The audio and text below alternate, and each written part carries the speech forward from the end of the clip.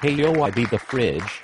I'm here with the top 10 reasons that WB won't win the HFFL title in 2010. Number 10. Most of our players were stuck in Chile mine when season started.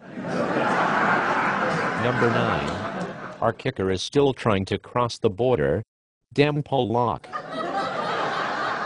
Number 8. 19-player roster, we drafted 18 punters. Number 7.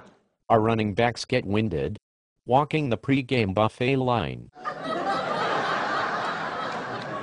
Number 6. Bethel was too busy watching porn on his computer to study for the draft.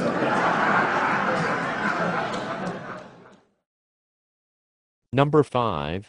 We thought the season started in December. Number 4. I took an inmate's advice and drafted a guy named Toby Gerhart. Number 3. I was too busy in a tanning salon to turn in a lineup. Number 2. We drafted a wide receiver that's still a freshman at Penn State.